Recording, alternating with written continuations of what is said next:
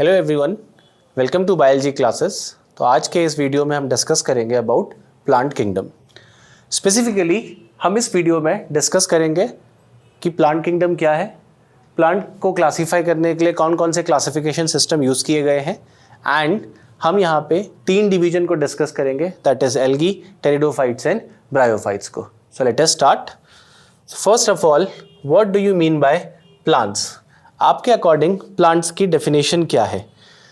Basically plants are chlorophyll containing non motile eukaryotic organisms. इसका मतलब plants में एक पर्टिकुलर पिगमेंट होता है जो बाकी ऑर्गेनिजम्स में नहीं है, that is chlorophyll. Non motile, unlike animals plant move नहीं कर सकते, and eukaryotic organisms with primarily autotrophic mode of nutrition. इसका मतलब है प्लांट्स बेसिकली ऑटोट्रॉप्स होते हैं, हालांकि इसमें कुछ एक्सेप्शंस हैं, बट जनरली हम बात करें तो मोस्ट ऑफ द प्लांट्स अपना फूड खुद प्रिपेयर कर सकते हैं, that is by the process of photosynthesis. अब प्लांट्स के कुछ जनरल कैरेक्टर्स को डिस्कस करते हैं यहाँ पे।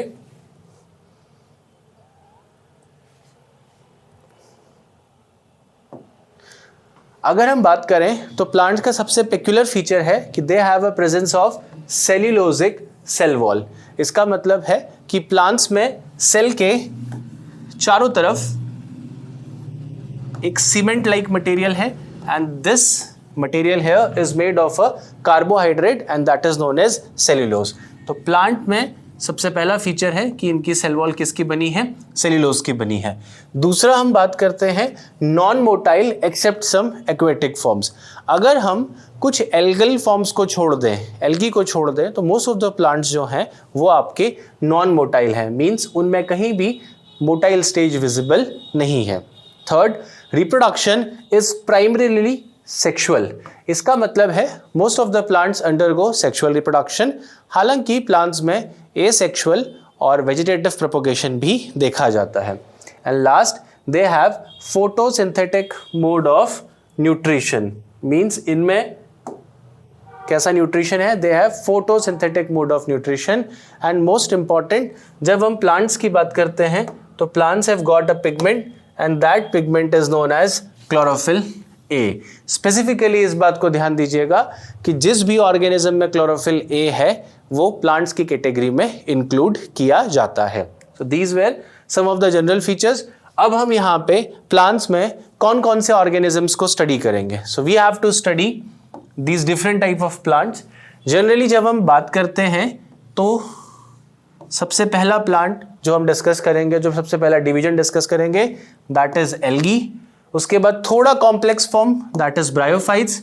फिर जिम्नोस्पर्म्स। जिम्नोस्पर्म्स में एक बहुत कॉमन प्लांट यहाँ सबने देखा होगा, दैट इज पाइन ट्री। इसके अलावा फिर हम बात करेंगे टेरिडोफाइट्स एंड एंजियोस्पर्म्स। हालांकि इस सीक्वेंस में थोड़ा सा गड़बड़ है, टेरिडोफाइट्स यहाँ होना चाहिए और जिम्नोस्पर्म्स यहाँ। अगर आप इस सीक्वेंस को फॉलो करते हैं तो आप देखेंगे कि ये इवोल्यूशनरी पॉइंट ऑफ व्यू से भी बहुत इंपॉर्टेंट है। इवोल्यूशन के पॉइंट ऑफ व्यू से मतलब है कि आप जैसे एल्गी से एंजियोस्पर्म्स की तरफ जाएंगे तो ऑर्गेनिज्म दैट इज प्लांट और ज़्यादा एडवांस होता जाएगा। So let's move to the next part. ये कुछ डायग्राम्स हैं generally about different types of plants which are present around us, और हमने इनके डिविजन्स को देखा। अब आते हैं इनके क्लासिफिकेशन सिस्टम के ऊपर। First of all, what is classification? हम क्लासिफिकेशन को समझते कैसे हैं? क्लासिफिकेशन का मतलब है क्लासीफाई करना या अरेंज करना। ये कुछ ऐसा है कि एक स्कूल में 400 स्टूडेंट्स हैं। अब हम सारे बच्चों को एक साथ बैठा के नहीं पढ़ा सकते। क्यों? हर बच्चे की कैपेसिटी अलग होगी, उसकी एज अलग है, उसकी मेंटल ग्रोथ अलग है, तो हमें उन सबको उनकी कैपेसिटी के हिसाब से पढ़ाना है। तो कुछ जो बच्चे अभी जस्ट स्कूल में आए हैं उनको हम क्लास फर्स्ट या नर्सरी में डालेंगे, और जो बच्चे पढ़ चुके हैं उनको उनकी एबिलिटी के अकॉर्डिंग अलग अलग क्लासेस में डालेंगे। जैसा कि आपने देखा, हम यहाँ पे क्या कर रहे हैं? क्लासीफाई कर रहे हैं। हम यहाँ पे फिर से बच्चों को उनकी काबिलियत के हिसाब से रख रहे हैं। Same thing stands for classification. Classification का मतलब होता है how plants are categorized into groups and sub groups on the basis of similarities. तो जब हम बात करते हैं सिमिलैरिटीज की, हम यहाँ पे स्टेटमेंट यूज़ कर रहे हैं सिमिलैरिटीज़। सिमिलैरिटीज़ कुछ ऐसा है कि अगर एक बच्चे ने क्लास 10th में बोर्ड का एग्ज़ाम दिया है और वो पास हो गया है, तो now that student is eligible to sit in class 11th। अब चाहे वो कॉमर्स ले, चाहे वो आर्ट्स ले, चाहे वो बायोलॉजी ले और चाहे मैथमेटिक्स ले, बट सारे बच्चे, सबके लिए एक मिनिमम क्राइटेरिया है कि आपको क्लास 10th पास करना है। सेम चीज़ यहाँ पे है। अगर आप में कुछ सिमिलैरिटीज़ होंगी, जैसे हमने कहा plants are green in colour, तो हम एक बात हमारे दिमाग में आ गया कि अच्छा सारे प्लांट्स ग्रीन कलर के हैं, इसका मतलब है सारे प्लांट्स में ये सिमिलैरिटीज़ हैं। तो क्लासिफिकेशन में सिमिलैरिटीज़ को कंसिडर करके प्लांट्स को सेम ग्रुप में रखा जाता है या किसी भी ऑर्गेनिज्म को, और अगर वो डिसिमिलर हैं तो उनको अलग अलग कैटेगरीज में रखा जाएगा। हमें यहाँ पे 3 प्रकार के क्लासिफिकेशन सिस्टम को फॉलो करना है। The first one is artificial system of classification, दूसरा है नेचुरल सिस्टम ऑफ क्लासिफिकेशन, और तीसरा और सबसे advance that is phylogenetic system of classification. Obvious ही बात है ये सारे क्लासिफिकेशन अलग अलग समय पे दिए गए थे। अब डिस्कस करते हैं आर्टिफिशियल सिस्टम ऑफ क्लासिफिकेशन। तो अब इसमें पहला क्वेश्चन ये उठता है कि आर्टिफिशियल का मतलब क्या है। जनरली हम आर्टिफिशियल को जोड़ के देखते हैं कि ह्यूमन द्वारा क्रिएटेड है या हमने बनाया है उसको। जनरली हर क्लासिफिकेशन हम किसी न किसी के द्वारा बनाया ही गया है। यहाँ पे आर्टिफिशियल इसलिए यूज़ किया गया क्योंकि ये बहुत कम और दूसरा सुपरफिशियल कैरेक्टर्स के हिसाब से बनाया हुआ क्लासिफिकेशन है। सुपरफिशियल मतलब बस कुछ फीचर्स देखे और उनके आधार पर ऑर्गेनिजम्स को अलग अलग कैटेगरी में डाल दिया गया। आर्टिफिशियल सिस्टम ऑफ क्लासिफिकेशन दिया गया था कार्ल लिनियस के द्वारा। अगर आपको याद होगा, Carl Linnaeus is known as father of taxonomy. इन्होंने सबसे पहला नॉमेनक्लेचर मेथड भी दिया था ऑर्गेनिजम्स का। अब इनकी फीचर्स को समझते हैं। यूज्ड ओनली सुपरफिशियल 1 और 2 मॉर्फोलॉजिकल कैरेक्टर्स। मॉर्फोलॉजिकल मतलब होता है बाहर से दिखाई देने वाला, और इन्होंने सिर्फ कितने कैरेक्टर्स लिए? 1 और 2 कैरेक्टर्स। इसीलिए हमने ये टर्म यूज किया कि ये कैसा सिस्टम था, आर्टिफिशियल सिस्टम था। सेकेंड, सच एज इन्होंने किस चीज को यूज किया? Habit, color, let's say color of flower or color of petals, then number and shape of leaves, okay, then is in basis पे इन्होंने प्लांट्स को कितने कैटेगरीज में डिवाइड किया? 24 क्लासेस में डिवाइड किया। अब ये जो क्लासिफिकेशन सिस्टम है ये आपका अप्रॉक्सीमेटली 17-18 सेंचुरी के आसपास का है। तब कोई क्लासिफिकेशन एग्जिस्टेंस में भी नहीं था, तो उस वजह से इस क्लासिफिकेशन को तब एक्सेप्टेंस मिला। हालांकि इसमें बहुत सारी खामियां थी। अब इसका एक और peculiar feature, used floral characters. अब अगर आप यहाँ डायग्राम देखेंगे, फ्लोरल कैरेक्टर्स का मतलब होता है ऐसे कैरेक्टर्स जो फ्लावर से जुड़े हुए हैं। अगर आप यहाँ डायग्राम देखेंगे, this represents male sex organ that is स्टेमन, और स्टेमन में भी अगर आप देखेंगे तो हम बात कर रहे हैं स्पेसिफिकली एंथर की। ये जो आपको अलग अलग डायग्राम्स दिख रहे हैं, इसमें आप जनरली अगर आप नोटिस करेंगे तो एंथर फिलामेंट से कैसे अटैच्ड है, इसके बेसिस पे हमने एंथर की 4 या 5 कैटेगरीज रखी हैं। ऐसे ही सुपरफिशियल कैरेक्टर्स को यूज करके कार्ल लिनियस ने अपना क्लासिफिकेशन सिस्टम दिया था। क्योंकि उन्होंने सेक्स ऑर्गन्स पे को यूज किया था, इसलिए इसको बहुत बार सेक्सुअल सिस्टम ऑफ क्लासिफिकेशन भी कहते हैं। मोस्ट इंपॉर्टेंट थिंग, इन्होंने अपने क्लासिफिकेशन सिस्टम में he gave equal weightage to, अगर आप देखेंगे इसका last statement, he gave equal weightage to vegetative and sexual characters. ये इनका बहुत इंपॉर्टेंट फीचर है कि इन्होंने वेजिटेटिव का मतलब होता है रूट, स्टेम, लीव्स कैसी हैं, कैसा उनका अरेंजमेंट है, क्या उनमें वेरिएशन है, और सेक्सुअल का मतलब होता है जो फ्लावर से जुड़े कैरेक्टर्स हैं। तो इनके क्लासिफिकेशन सिस्टम की एक खासियत है कि इन्होंने सेक्सुअल और वेजिटेटिव कैरेक्टर्स को इक्वल वेटेज दिया, बराबर मान के चला। अब इसका क्या लॉस हुआ? तो लेट अस अंडरस्टैंड। आज के समय ये classification system is not in existence. क्यों? क्योंकि इस क्लासिफिकेशन सिस्टम की कुछ कमियां थी। पहली कमियां समझते हैं, जिस तरीके से इन्होंने अरेंज किया।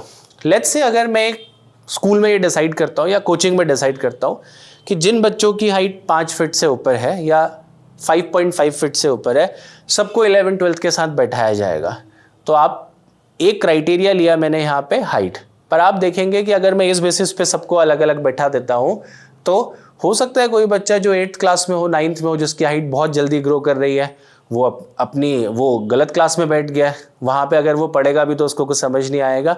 सेम चीज़ यहाँ हुई कि इनके क्लासिफिकेशन सिस्टम की सबसे बड़ी प्रॉब्लम थी कि इन्होंने क्लोजली रिलेटेड स्पीसीज को अलग अलग जगह डाल दिया, means he kept them in different classes.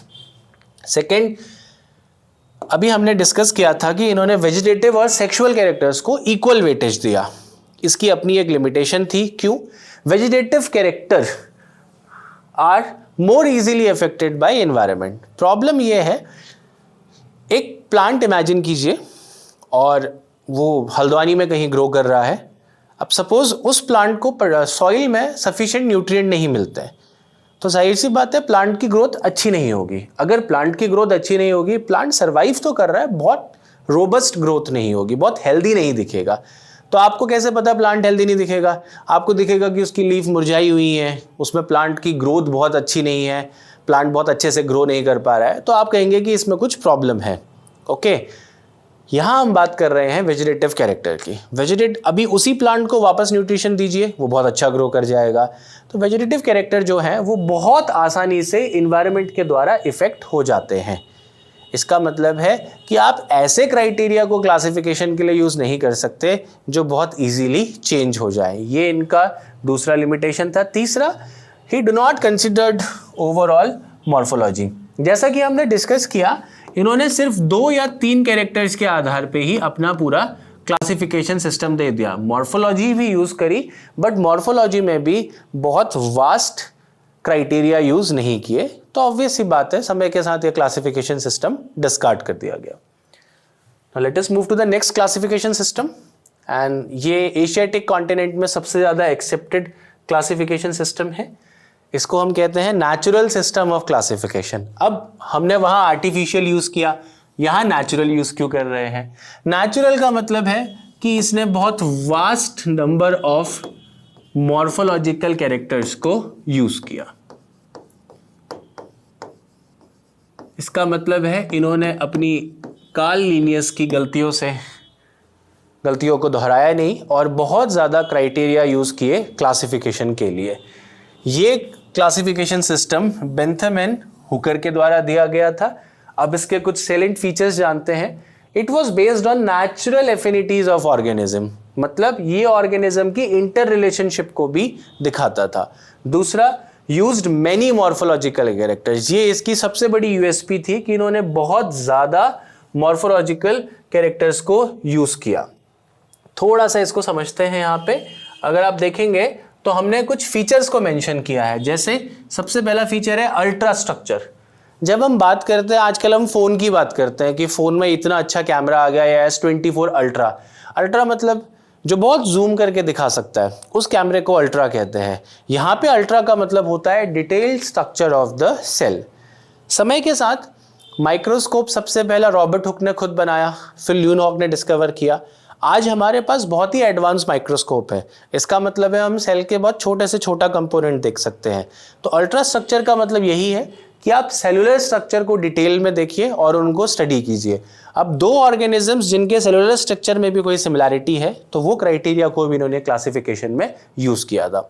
दूसरा है एनाटमी। एनाटमी का मतलब होता है इंटरनल स्ट्रक्चर की स्टडी करना।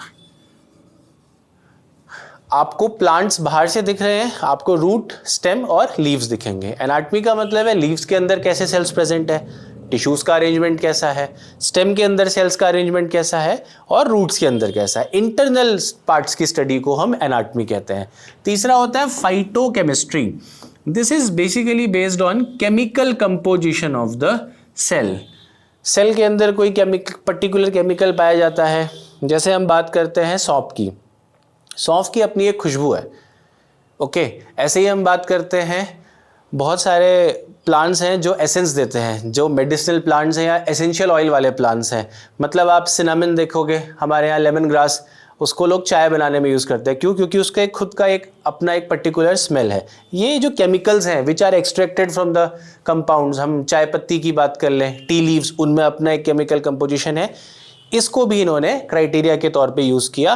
और लास्ट है फिजियोलॉजी।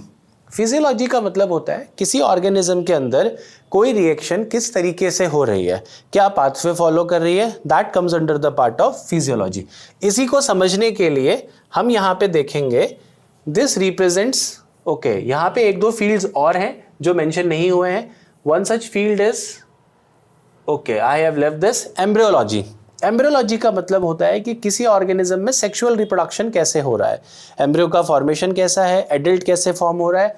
जैसे ये फॉर एग्जांपल ये एक अलग अलग एम्ब्रियोनिक स्टेज हैं किसी डाइकॉट प्लांट्स की, ओके। फिर ये देखिए, ये हम बात कर रहे थे आपके एनाटमी की। जब हम एनाटमी कहते हैं तो ये एक्सटर्नल अपीयरेंस है, ये उसके अंदर के टिश्यूज हैं।